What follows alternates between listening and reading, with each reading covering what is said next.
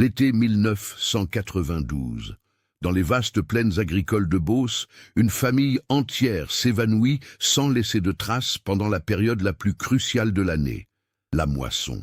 Marcel Laurent, 48 ans, sa femme Colette, 45 ans, et leurs deux enfants, Julien, 19 ans, et Sophie, 16 ans, disparaissent en plein jour de leur exploitation agricole de 150 hectares.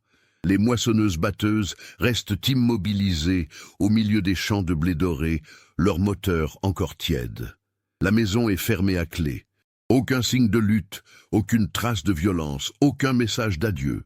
24 ans plus tard, en 2016, un drone agricole survole ces mêmes terres et capture des images qui glacent le sang de son opérateur. Ce que la technologie moderne révèle ce jour-là va enfin expliquer l'inexplicable. Comment une famille entière peut-elle disparaître en quelques heures sans que personne ne remarque quoi que ce soit? La réponse était là, sous terre, pendant tout ce temps. Avant de continuer avec cette histoire troublante, si vous appréciez les cas mystérieux réels comme celui-ci, abonnez-vous à la chaîne et activez les notifications pour ne manquer aucun nouveau cas.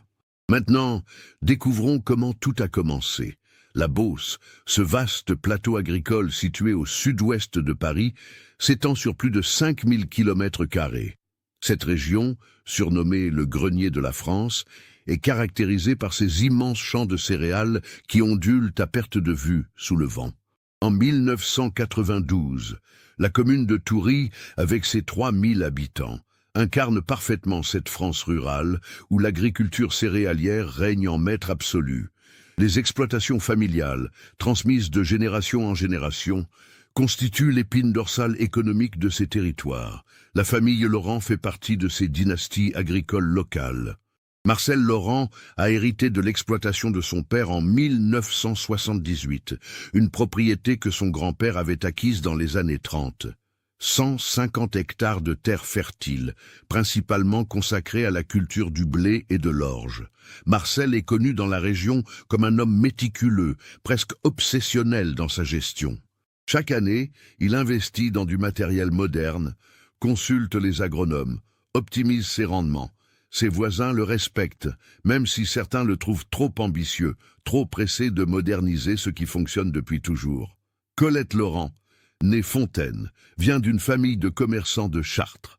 Elle a rencontré Marcel lors d'une foire agricole en 1968. Femme discrète, mais d'une intelligence redoutable, elle gère toute la comptabilité de l'exploitation, négocie avec les coopératives, maintient les relations avec la banque. Les gens du village la décrivent comme réservée, presque froide en apparence, mais d'une loyauté absolue envers sa famille. Elle tient les comptes de l'exploitation dans des registres manuscrits impeccables, vérifie chaque facture, chaque reçu. Julien, l'aîné, vient tout juste de terminer son service militaire en juin 1992. Grand, robuste, il ressemble physiquement à son père, mais possède un tempérament plus calme, plus réfléchi. Pendant ses mois dans l'armée, il a suivi une formation en mécanique. Il revient à la ferme avec des idées nouvelles sur l'entretien des machines, sur l'optimisation des processus. Marcel compte sur lui pour prendre progressivement les rênes de l'exploitation. Sophie, 16 ans, termine sa seconde au lycée agricole de Chartres. Contrairement à son frère, elle ne montre aucun intérêt pour l'agriculture. Elle rêve d'études, de commerce, de partir vivre en ville. Cette tension entre ses aspirations et les attentes familiales crée parfois des frictions lors des repas dominicaux. Colette espère secrètement que sa fille changera d'avis, que l'attachement à la terre familiale finira par l'emporter. La propriété Laurent se situe à 3 km au nord du bourg de Toury, accessible par une route départementale rectiligne typique de la Beauce. La maison principale, une construction en pierre calcaire datant du début du XXe siècle, a été rénovée dans les années 80. Les bâtiments agricoles modernes, construits en 1987, abritent le matériel. 2 moissonneuses-batteuses, classe de dernière génération, 3 tracteurs, diverses remorques et équipements. Marcel est particulièrement fier de ces moissonneuses, achetées à crédit, représentant un investissement de plus d'1 million de francs. L'été 1992 s'annonce exceptionnel. La météo a été idéale pendant tout le printemps. Les prévisions de rendement sont excellentes, les cours du blé sont favorables. Pour les Lorans, comme pour tous les agriculteurs de la région, la moisson représente le moment le plus intense de l'année, celui où tout le travail des 12 mois précédents se concrétise. Marcel a planifié minutieusement chaque étape. Les parcelles à moissonner en priorité, les rotations des machines, les livraisons à la coopérative. Il a même embauché 2 saisonniers pour aider pendant les 3 semaines cruciales. Le voisin le plus proche, Vincent Mercier, exploite une propriété contiguë de 80 hectares. Vincent et Marcel se connaissent depuis l'enfance, ont fréquenté la même école primaire du village. Leurs relations sont cordiales, mais teintées d'une rivalité amicale. Vincent pratique une agriculture plus traditionnelle, moins mécanisée. Il observe avec un mélange d'admiration et d'inquiétude les investissements massifs de Marcel dans le matériel moderne.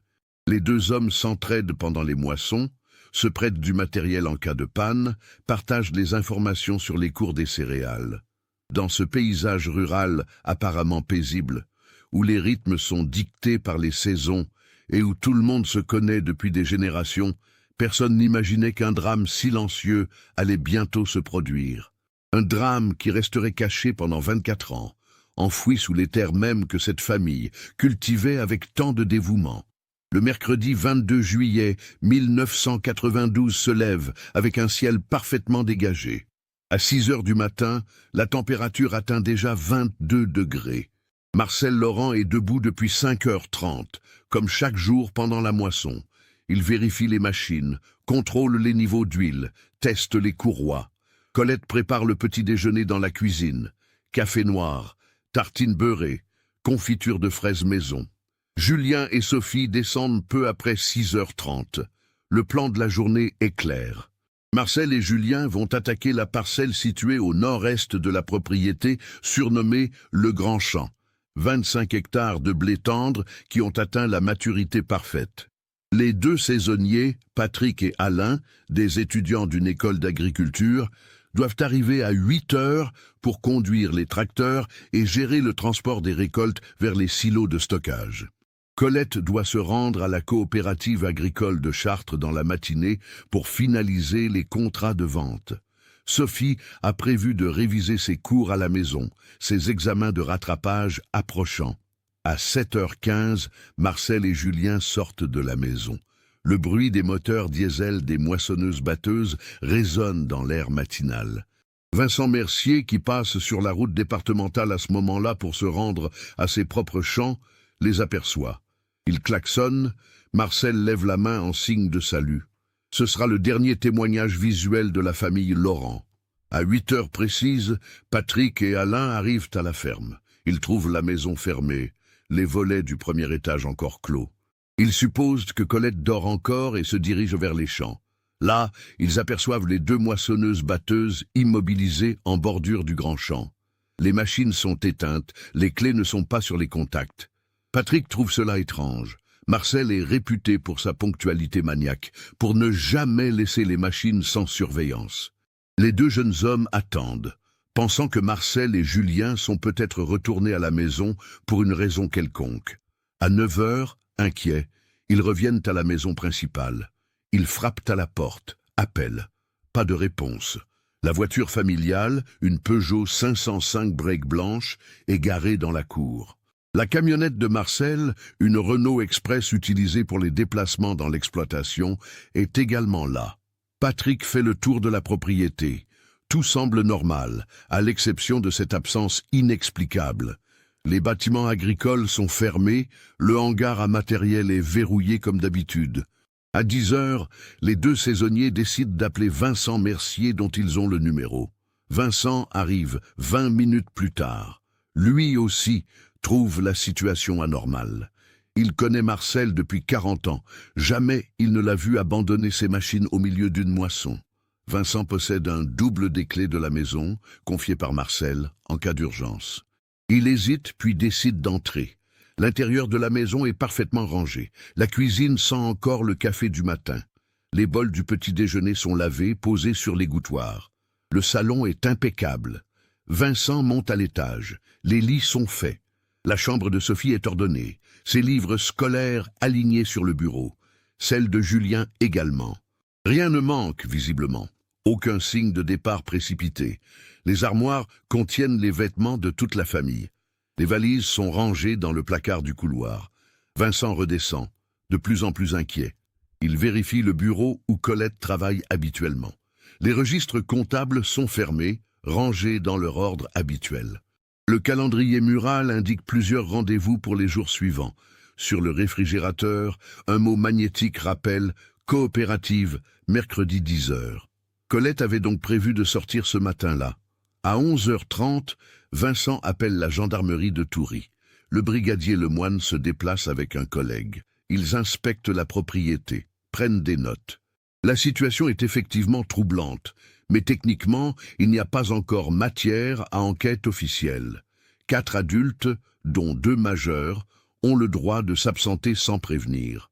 Lemoine contacte néanmoins le capitaine Henri Delorme, responsable de la brigade de recherche à Chartres.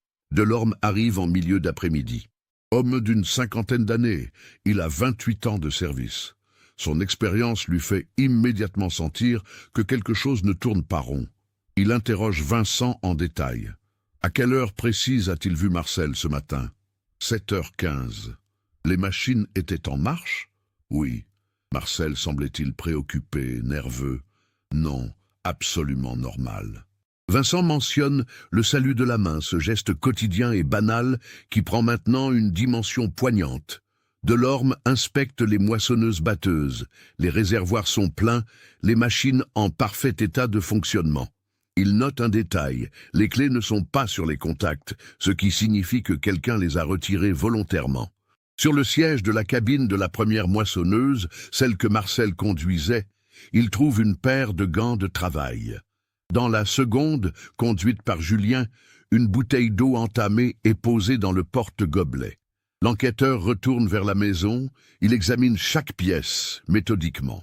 Dans la chambre parentale, il ouvre les tiroirs de la commode. Les bijoux de Colette sont là, y compris son alliance qu'elle ne retire jamais. Dans le portefeuille de Marcel, resté dans la veste accrochée dans l'entrée, il trouve 500 francs en liquide et toutes ses cartes bancaires. Le sac à main de Colette contient son chéquier, ses papiers d'identité. À 18h, Delorme organise une première battue avec les gendarmes disponibles et plusieurs voisins volontaires.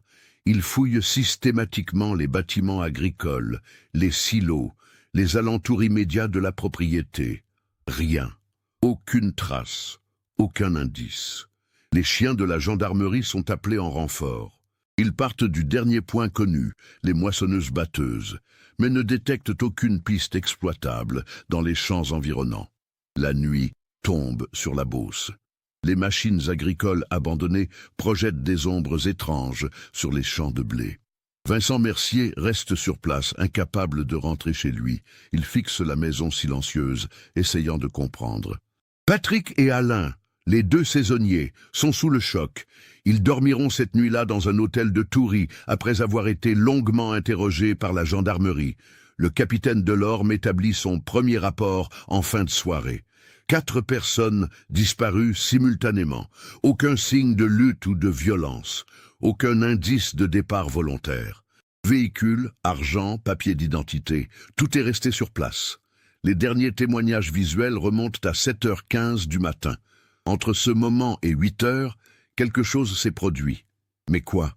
Dans ce paysage ouvert, sans relief, comment 4 personnes peuvent-elles s'évanouir sans que personne ne voie quoi que ce soit? Les premières 48 heures qui suivent la disparition sont marquées par une mobilisation massive. La gendarmerie nationale déploie des moyens considérables. Des équipes cynophiles viennent de Paris, un hélicoptère de la protection civile survole systématiquement toute la région pendant 2 jours consécutifs. Plus de 150 volontaires, agriculteurs des communes voisines, membres d'associations locales, participent aux battues organisées dans un rayon de 20 km autour de la propriété Laurent. Le capitaine Delorme met en place une cellule d'enquête dédiée. Il commence par vérifier toutes les hypothèses standards. Fugue familiale? Improbable, vu l'absence totale de préparation et l'abandon de tous les biens essentiels. Enlèvement? Mais par qui et pourquoi? La famille Laurent n'a pas d'ennemis connus, aucun conflit ouvert avec qui que ce soit. Accident? Les recherches n'ont révélé aucun corps, aucune trace de violence. Les relevés bancaires des semaines précédentes ne montrent aucune transaction suspecte, aucun retrait important. Les enquêteurs interrogent méthodiquement tous les habitants de Toury et des communes environnantes. Ils reconstituent les derniers jours de la famille. Le lundi 20 juillet, Marcel était à la coopérative agricole de Chartres. Il a discuté avec le responsable commercial des prévisions de récolte, semblait de bonne humeur, optimiste. Le mardi, Colette a fait des courses au supermarché du village. La caissière se souvient d'elle, de son habituelle réserve polie. Julien a passé la soirée du mardi avec des amis au café du village. Ils ont joué aux cartes, parlé de voitures, de leurs projets, rien d'inhabituel. Sophie, la dernière à avoir été vue, en dehors du domicile familial, était allée au lycée agricole le vendredi précédent pour récupérer ses résultats d'examen. Une camarade de classe rapporte qu'elle semblait préoccupée par ses notes médiocres, mais nullement en détresse. Au contraire, Sophie avait évoqué des vacances prévues en août chez sa grand-mère maternelle à Chartres. La presse régionale s'empare de l'affaire dès le vendredi 24 juillet. Mystérieuse disparition d'une famille d'agriculteurs en Beauce, titre La République du Centre. L'article décrit les circonstances troublantes, l'incompréhension totale qui entoure l'événement. La photo de la famille Laurent, prise lors d'un mariage l'année précédente, est publiée en première page. On y voit Marcel, souriant, en costume cravate, Colette élégante dans une robe bleue, Julien et Sophie côte à côte.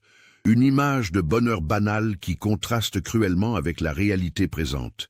Les parents de Colette, Marcel et Robert Fontaine, âgés respectivement de 68 et 72 ans, sont dévastés.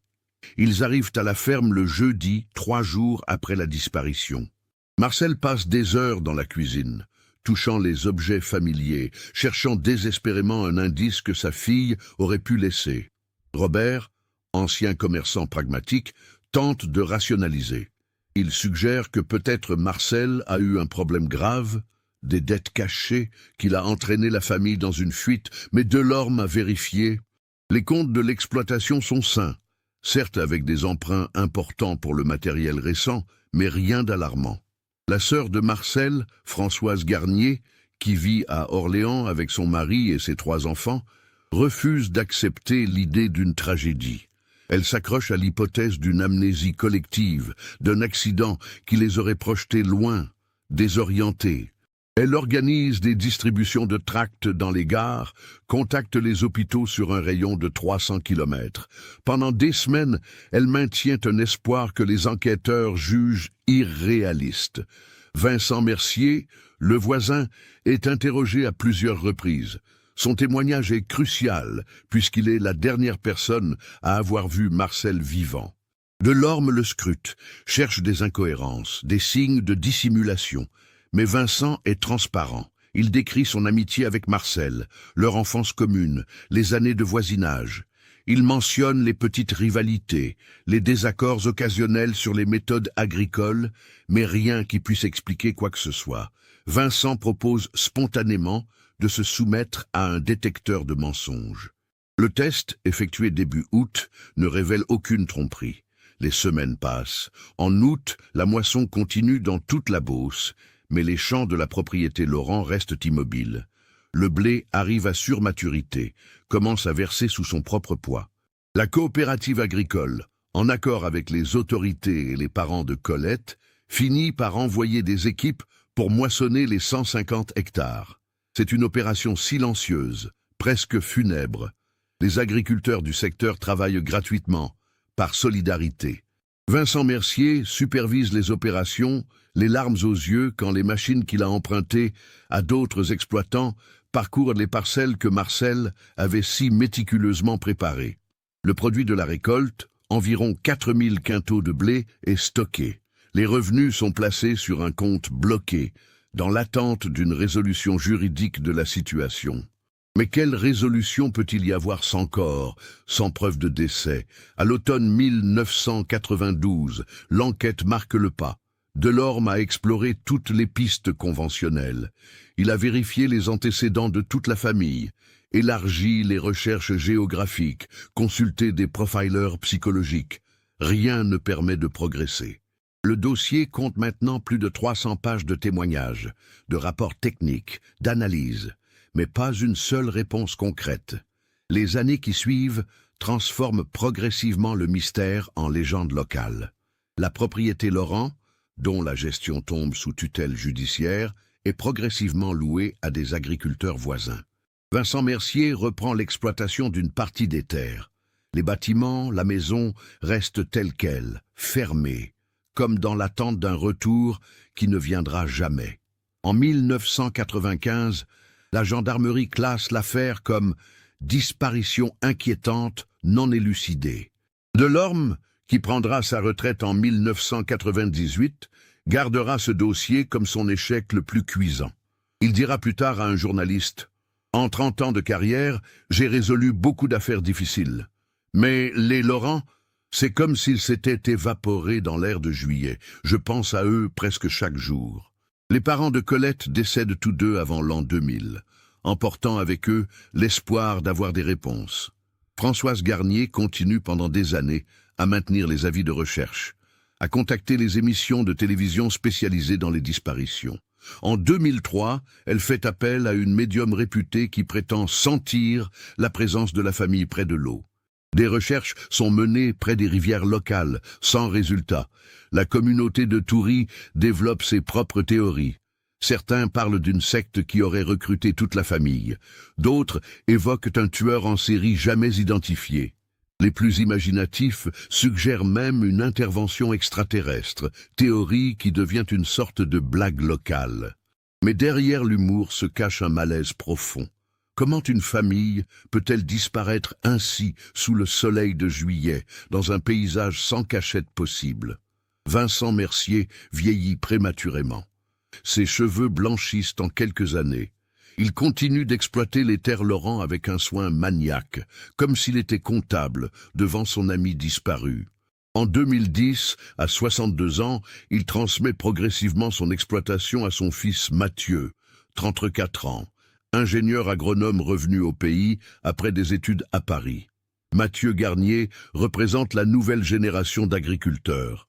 Formé aux techniques modernes, il s'intéresse à l'agriculture de précision, à l'utilisation des technologies pour optimiser les rendements. En 2015, il investit dans du matériel de cartographie par drone, une technologie encore émergente dans l'agriculture française. Il voit dans ces outils une révolution, capacité de surveiller la santé des cultures, d'identifier les zones nécessitant des traitements spécifiques, d'optimiser l'irrigation. C'est ce Mathieu Garnier qui, 24 ans après la disparition, va involontairement résoudre le mystère le plus troublant de l'histoire de la Beauce. L'hiver 2015-2016 est particulièrement doux. Les températures descendent rarement en dessous de zéro. En janvier 2016, Mathieu Garnier décide de profiter de cette météo clémente pour réaliser une cartographie complète des terres qu'il exploite, incluant les anciennes parcelles Laurent. Il a investi 15 000 € dans un drone professionnel DJI Agras équipé d'une caméra thermique et multispectrale. L'objectif est de préparer la saison agricole suivante, en identifiant les variations de composition des sols, les zones de drainage déficients.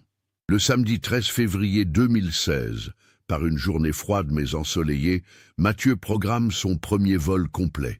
Il commence tôt le matin, vers 8 heures, installant sa station de contrôle dans la cour de l'ancienne ferme Laurent. Son père Vincent l'accompagne, curieux de voir cette nouvelle technologie à l'œuvre. Le drone s'élève dans le ciel parfaitement dégagé, émettant un bourdonnement régulier. Mathieu a planifié un vol systématique couvrant les 150 hectares en passage parallèle. Le drone vole à 80 mètres d'altitude, capturant des images haute résolution, en lumière visible et en infrarouge thermique. Sur l'écran de contrôle, Mathieu observe les données en temps réel. Les champs apparaissent dans différentes nuances de couleurs selon la température du sol, et la réflectance de la lumière. Vers 11h30, le drone survole le Grand Champ, cette parcelle de 25 hectares où les moissonneuses-batteuses avaient été retrouvées abandonnées en 1992. Sur l'écran, Mathieu remarque une anomalie thermique. Une zone d'environ 3 mètres sur 4 présente une signature thermique légèrement différente du sol environnant. La différence est subtile, à peine 1,5 degré, mais nettement visible dans le spectre infrarouge. Intrigué, Mathieu fait descendre le drone pour une analyse plus détaillée. À 30 mètres d'altitude, l'anomalie devient plus nette. Il s'agit d'une forme rectangulaire, au contour assez régulier, située exactement à l'endroit où commençait le champ non moissonné en juillet 1992. Mathieu prend des photos haute résolution, marque les coordonnées GPS. Vincent, qui observe l'écran par-dessus l'épaule de son fils, fronce les sourcils. « C'est quoi ça? Une ancienne fosse, peut-être » Mathieu hausse les épaules.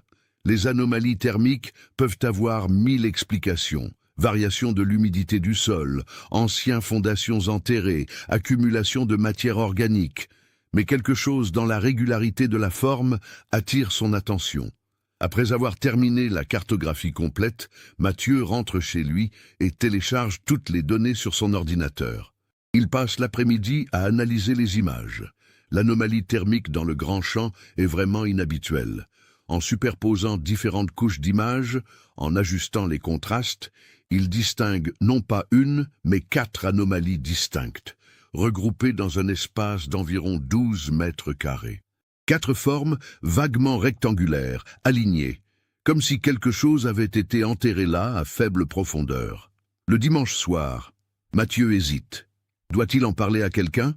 L'emplacement de ces anomalies le trouble. C'est exactement l'endroit où son père a vu Marcel Laurent pour la dernière fois, conduisant sa moissonneuse-batteuse ce matin de juillet 1992. Est-ce une simple coïncidence? Mathieu n'est pas superstitieux, mais il connaît l'histoire de la famille Laurent. Tout le monde à Toury connaît cette histoire. Le lundi 15 février, Mathieu montre les images à son père. Vincent blêmit en voyant les formes sur l'écran. « Il faut appeler la gendarmerie », dit-il d'une voix blanche. Mathieu acquiesce. À 11h, ils se présentent à la brigade de Toury. Le brigadier-chef Roussel, qui a 52 ans et travaille à Toury depuis 15 ans, écoute leur explication. Il n'était pas en poste en 1992, mais connaît évidemment l'affaire Laurent. Tout gendarme ayant servi dans la région connaît cette affaire. Roussel examine les images sur l'ordinateur portable de Mathieu. Il n'est pas expert en imagerie thermique, mais même à ses yeux de profane, les anomalies sont troublantes. Il contacte immédiatement le substitut du procureur de Chartres, maître Elisabeth Duval. Elle arrive dans l'après-midi accompagnée d'un officier de police judiciaire. Le mardi 16 février, une équipe de l'Institut de recherche criminelle de la Gendarmerie nationale se déplace depuis Paris. Ils apportent du matériel de géoradar, des sondes de détection. À 13h, sous un ciel gris et menaçant, les techniciens commencent leurs investigations dans le Grand Champ. Vincent Mercier est présent, le visage fermé. Il n'a pratiquement pas dormi depuis que son fils lui a montré les images. Les appareils de géoradar confirment rapidement ce que l'imagerie thermique suggérait. Quelque chose est enterré là, à environ 1,50 m de profondeur. Les écho-radars indiquent des masses denses, de forme humaine. Le procureur Duval ordonne une excavation immédiate. À 15h, une mini-pelle arrive sur place. La terre de Beauce, ce limon fertile et argileux, est encore gelée en surface, mais se travaille facilement en profondeur. À 16h45, alors que le jour commence à décliner, la pelleteuse met au jour le premier objet, un morceau de tissu décomposé, bleu foncé. Les techniciens arrêtent immédiatement la machine, continuent à la main avec des truelles et des brosses. Centimètre par centimètre, avec une patience d'archéologue, ils dégagent les restes. Ce qu'ils découvrent à 18h ce soir-là, sous les projecteurs installés à la hâte, va enfin répondre à la question que tout le monde se pose depuis 24 ans. Où est passée la famille Laurent? La nouvelle se répand dans Toury avec la vitesse d'une traînée de poudre. Le mercredi 17 février au matin, des dizaines de curieux se massent aux abords du Grand Champ, maintenus à distance par un cordon de gendarmerie. Les journalistes arrivent de Chartres, d'Orléans puis de Paris. L'affaire Laurent, qui était devenue une sorte de légende locale, revient brutalement sous les projecteurs. Le procureur Duval organise une conférence de presse laconique à 11 heures. Des restes humains ont été découverts. Leur identification formelle nécessitera des analyses ADN qui prendront plusieurs semaines. Nous ne ferons aucun commentaire supplémentaire tant que ces analyses ne seront pas terminées. Elles refusent toutes les questions, laissant les journalistes frustrés mais avides de spéculation. Sur le terrain, le travail d'excavation continue avec une minutie extrême. Les anthropologues judiciaires de l'Institut médico-légal de Paris prennent le relais. Ils travaillent sous une tente installée pour protéger le site, documentant chaque centimètre carré, prenant des centaines de photographies. Ce qu'ils mettent au jour est à la fois troublant et tragique. 4 squelettes, enterrés côte à côte dans une fosse creusée à la hâte. Les corps ont été placés avec un certain soin, parallèles, les bras le long du corps. Les vêtements, partiellement décomposés, sont encore identifiables. Une salopette de travail bleue, un jean, un t-shirt. Les ossements montrent des signes évidents de traumatisme violent. 3 des 4 crânes présentent des fractures importantes. Le 4e squelette, le plus petit, celui qui correspond manifestement à une adolescente, ne montre pas de fracture crânienne, mais des côtes brisées. Le docteur Alain Mercier, anthropologue judiciaire de 58 ans, dirige les opérations. Il a travaillé sur des dizaines de scènes de crime, mais celle-ci le trouble profondément. « Ces gens n'ont pas été tués puis enterrés », explique-t-il au procureur. « Les fractures sont ante-mortem, mais les traces sur les os suggèrent qu'ils sont morts très rapidement après. Et regardez la position des corps, la façon dont ils ont été disposés. Celui qui les a enterrés les connaissait, s'en souciait. Les prélèvements ADN sont effectués sur les 4 squelettes. Des échantillons de référence sont également prélevés sur Françoise Garnier, la sœur de Marcel, et sur une cousine maternelle de Colette. Les analyses, confiées au laboratoire de police scientifique de Lyon, sont prioritaires. Le procureur promet des résultats sous 2 semaines. Pendant ce temps, les enquêteurs reconstituent minutieusement les événements. L'emplacement de la fosse, à 120 mètres de l'endroit où les moissonneuses-batteuses avaient été retrouvées, prend tout son sens. Ils examinent les archives photographiques de 1992. Sur les photos aériennes prises par l'hélicoptère de la protection civile 3 jours après la disparition, le Grand Champ apparaît partiellement moissonné. Une bande d'environ 15 mètres de large sur toute la longueur de la parcelle a été coupée. Le reste du champ montrait le blé encore sur pied. Un détail frappe soudain le lieutenant Thomas Barbier, jeune officier de 32 ans, récemment affecté à Chartres.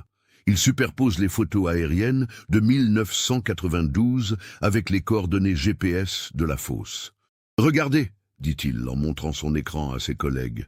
La fosse se trouve exactement dans la bande qui avait été moissonnée. Le blé avait été coupé à cet endroit précis. Cette découverte change radicalement la perspective. Cela signifie que la famille Laurent a été enterrée immédiatement après leur mort, avant même l'alerte donnée par les saisonniers.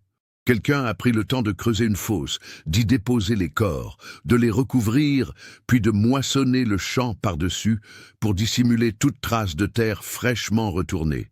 Une opération qui nécessite du temps, du sang-froid et une connaissance intime de l'exploitation agricole.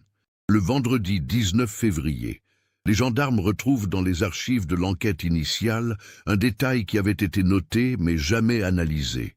Patrick Dumont, l'un des 2 saisonniers, avait mentionné que le sol près des moissonneuses-batteuses semblait avoir été travaillé. Il avait vu des traces de pneus de tracteur s'éloignant vers le Grand Champ. À l'époque, personne n'y avait prêté attention. On avait supposé que Marcel avait simplement fait un aller-retour avec un tracteur avant de disparaître.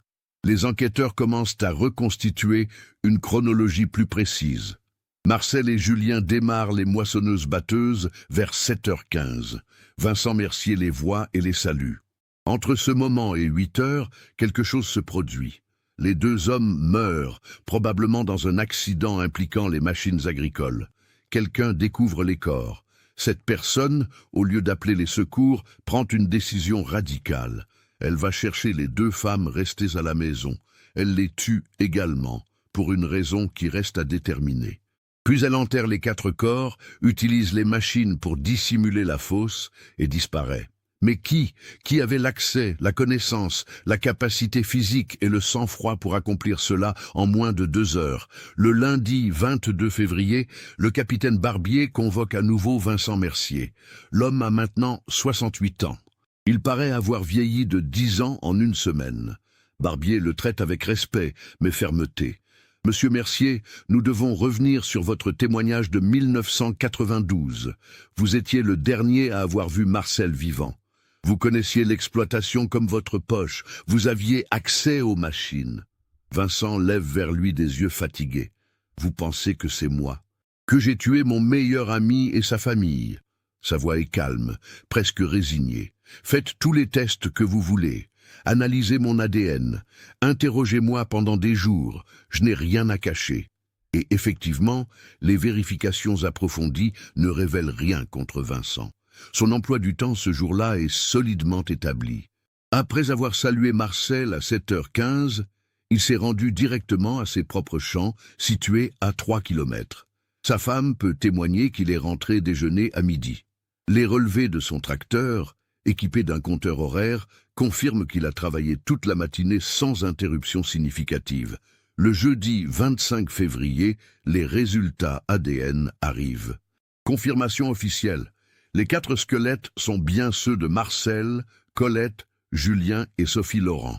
La nouvelle est communiquée à Françoise Garnier par le procureur en personne. La femme, maintenant âgée de 70 ans, s'effondre. Après 24 ans d'espoir ténu, de théories impossibles, la réalité s'impose avec brutalité. Sa famille est morte depuis le début, enterrée dans leur propre champ.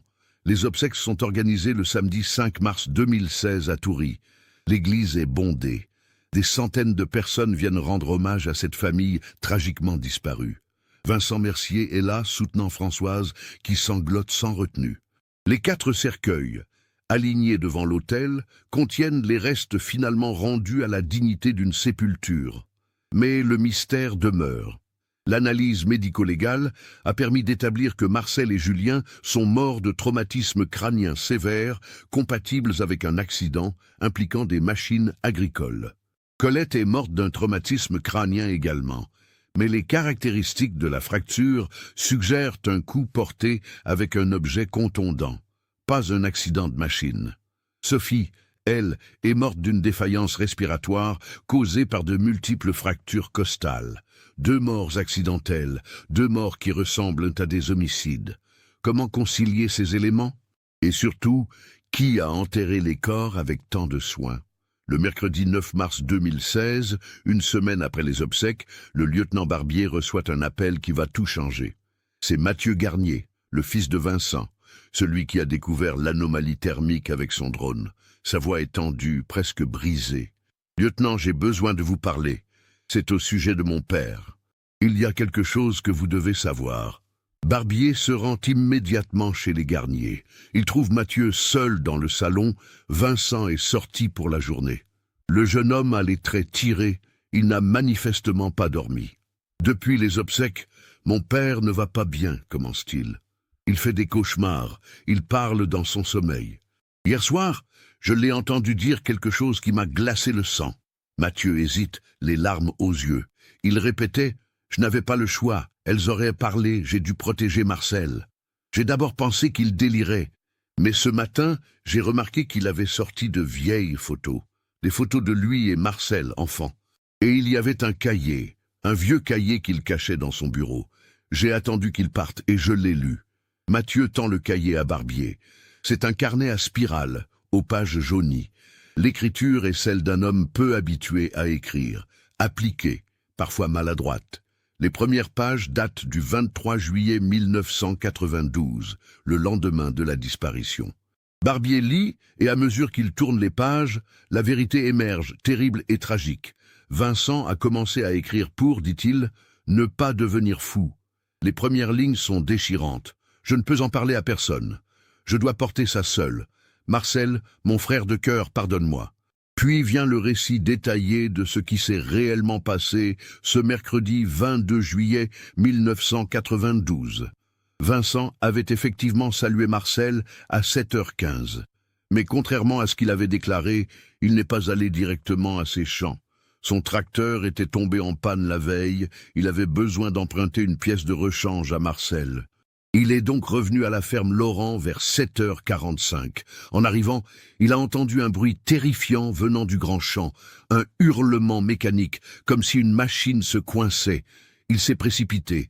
Ce qu'il a vu l'a pétrifié. La moissonneuse-batteuse de Marcel était immobilisée, le moteur tournant au ralenti. Marcel gisait sur le sol à l'arrière de la machine, le corps partiellement broyé par le mécanisme de coupe.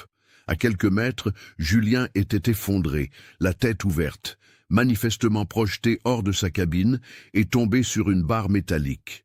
Vincent a couru vers eux. Marcel respirait encore, mais ses blessures étaient horrifiques.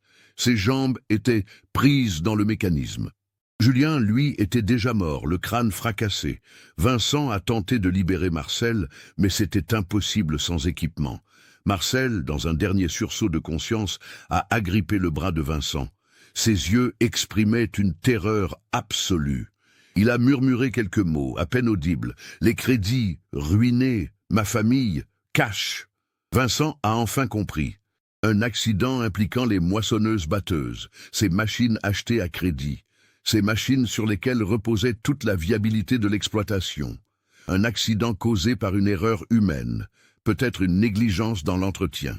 Les assurances ne couvriraient pas, la famille serait ruinée, la propriété saisie, 100 ans d'héritage familial perdu. Marcel, dans ses derniers instants, pensait à sa femme, à sa fille, à leur avenir. Marcel est mort dans les bras de Vincent à 8h moins 5. Vincent est resté là, sous le choc, incapable de penser clairement. Puis une idée folle a germé dans son esprit. Une idée monstrueuse, mais qu'il a immédiatement rationalisée comme un acte de compassion, de fidélité absolue à son ami. Si les corps étaient découverts, l'accident serait révélé. L'exploitation serait liquidée. Colette et Sophie se retrouveraient sans rien. Mais si toute la famille disparaissait, si on ne trouvait jamais les corps, alors juridiquement, la situation resterait en suspens. Les biens ne pourraient pas être saisis immédiatement. La famille de Colette pourrait éventuellement hériter après le délai légal, préserver au moins quelque chose. Dans son esprit bouleversé, Vincent a construit une logique tordue. Il allait protéger l'héritage de Marcel en faisant disparaître toute la famille. Il est retourné à la maison. Colette était dans la cuisine, préparant des documents pour son rendez-vous à la coopérative. Sophie lisait dans le salon. Vincent leur a dit que Marcel et Julien avaient eu un problème avec les machines, qu'il avait besoin d'aide. Colette l'a suivi sans méfiance. Quand elle a vu les corps, elle a hurlé. Vincent, pris de panique, a saisi une clé anglaise qui traînait près de la moissonneuse et l'a frappée. Un coup à la tempe. Elle s'est effondrée, morte instantanément. Sophie, inquiète de ne pas voir sa mère revenir, est arrivée à son tour quelques minutes plus tard. Elle a vu son père, son frère mort, sa mère gisant sur le sol, Vincent tenant encore la clé ensanglantée. Elle a voulu fuir, crier. Vincent l'a rattrapée. Il ne voulait pas la frapper, il a tenté de la maîtriser. Dans la lutte, il l'a serrée trop fort contre lui. Il a entendu les côtes craquer. Sophie a cessé de respirer, étouffée, ses poumons perforés. Vincent écrit dans son cahier « J'ai tué 2 innocentes pour protéger un mort.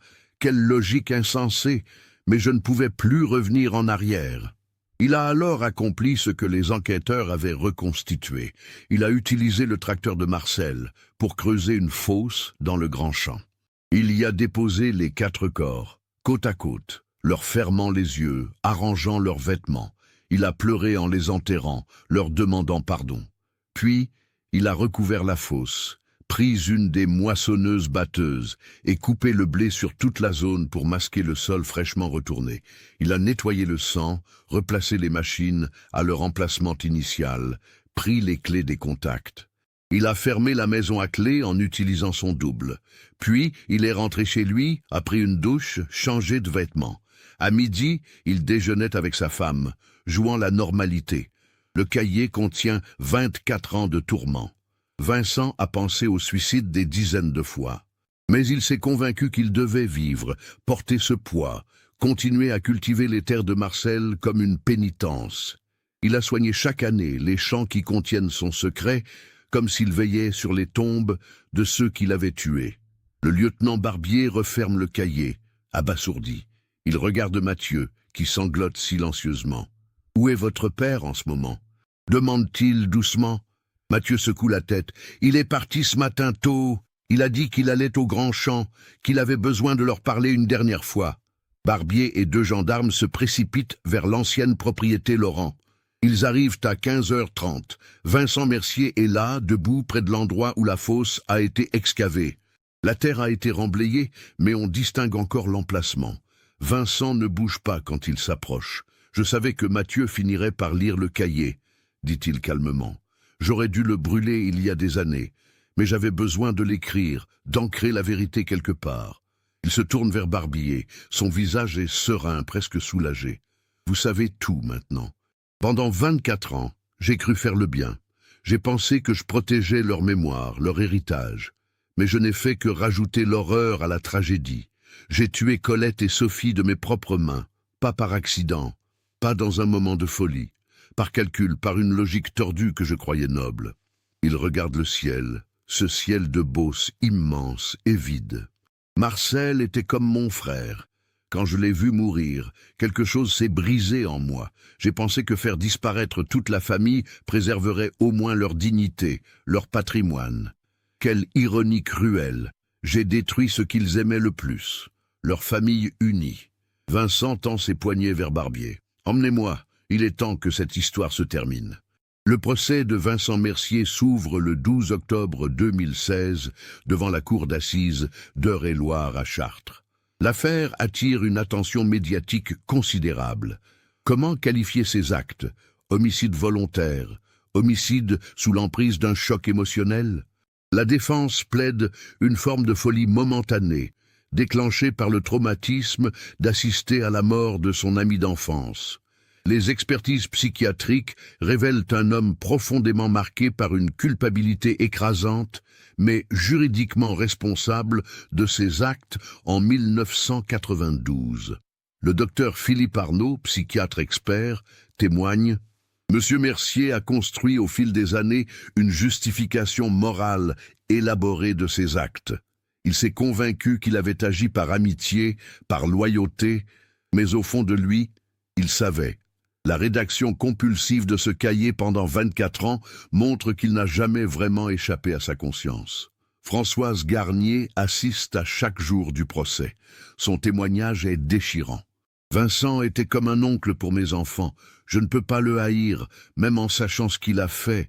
Il a tué ma belle-sœur et ma nièce, mais je crois qu'il a aussi tué une part de lui-même ce jour-là. Nous avons tous été victimes de quelques minutes de folie. Mathieu Garnier, le fils de Vincent, témoigne également. Sa douleur est palpable. Mon père a été un homme bon toute ma vie. Il m'a élevé avec des valeurs de droiture, d'honnêteté. Découvrir qu'il portait ce secret, cette horreur, c'est comme apprendre que toute mon enfance était construite sur un mensonge. Je l'aime encore, mais je ne sais pas si je peux lui pardonner. L'accusation représentée par le procureur Duval est ferme. Les circonstances étaient certes exceptionnelles, mais Vincent Mercier a fait des choix. Il a choisi de tuer Colette Laurent alors qu'elle n'était qu'un témoin involontaire d'un accident. Il a choisi d'étouffer Sophie, une adolescente de 16 ans qui ne demandait qu'à vivre. Il a choisi de les enterrer, de mentir pendant 24 ans, de laisser des familles entières dans l'angoisse de ne pas savoir. Ces choix doivent être jugés. Le verdict tombe le 28 octobre 2016. Vincent Mercier est reconnu coupable de 2 homicides volontaires, assortis de circonstances atténuantes exceptionnelles en raison du contexte émotionnel extrême. Il est condamné à 18 ans de réclusion criminelle. En apprenant le verdict, Vincent hoche simplement la tête. Il ne fait pas appel. Dans sa dernière déclaration avant d'être emmené, il dit « Aucune peine ne peut égaler ce que je me suis infligé à moi-même pendant 24 ans. Mais au moins, maintenant, la vérité est connue. Marcel, Colette, Julien, Sophie, j'espère que d'où vous êtes, vous pouvez trouver la paix que je ne trouverai jamais. » Les 4 membres de la famille Laurent reposent désormais au cimetière de Toury, dans un caveau familial rénové grâce à une souscription publique. Une stèle sobre porte leur nom et les dates. Disparu le 22 juillet 1992, retrouvé le 16 février 2016. L'ancienne propriété Laurent est finalement vendue en 2017. Les terres sont rachetées par une coopérative agricole qui les redistribue à de jeunes exploitants. La maison, trop chargée d'histoire, est démolie. À sa place, un petit jardin mémoriel est créé avec 4 arbres plantés en leur honneur. Un chêne pour Marcel, un tilleul pour Colette, un frêne pour Julien, un cerisier pour Sophie. Mathieu Garnier quitte la région en 2018. Il ne peut plus cultiver ces terres qui ont révélé le terrible secret de son père. Il s'installe en Normandie, reprend une petite exploitation laitière. Il dit vouloir recommencer sa vie loin de la Beauce, loin des souvenirs. Françoise Garnier meurt en 2020, à 74 ans. Selon son fils, elle n'a jamais vraiment surmonté la révélation de la vérité. Savoir comment sa famille est morte, comprendre les derniers instants de sa nièce Sophie, a été plus douloureux que des années d'incertitude. Vincent Mercier purge sa peine à la maison centrale de Poissy. Les gardiens rapportent qu'il est un détenu modèle, silencieux, consacrant ses journées à travailler aux ateliers de menuiserie. Il ne reçoit aucune visite, ayant explicitement demandé à son fils de ne pas venir. En 2019, il fait parvenir par son avocat une lettre au maire de Toury, demandant que le produit de la vente de ses propres terres soit affecté à un fonds d'aide aux familles de disparus. « C'est dérisoire », écrit-il, « mais c'est tout ce que je peux faire maintenant. » L'affaire Laurent Mercier est devenue un cas d'école dans les formations de gendarmerie, illustrant comment un secret peut gangréner une vie entière, comment une décision prise en quelques secondes peut avoir des conséquences dévastatrices pendant des décennies. Le capitaine Henri Delorme, retraité depuis 2018 et âgé de 82 ans quand le procès a lieu, suit l'affaire avec une émotion intense. Il déclare à un journaliste « Pendant des années, j'ai pensé à cette famille tous les jours. Je me demandais ce que j'avais raté, quel indice m'avait échappé. Maintenant je sais, je n'ai rien raté. Il n'y avait rien à trouver. » Vincent était trop proche, trop évident pour être suspect.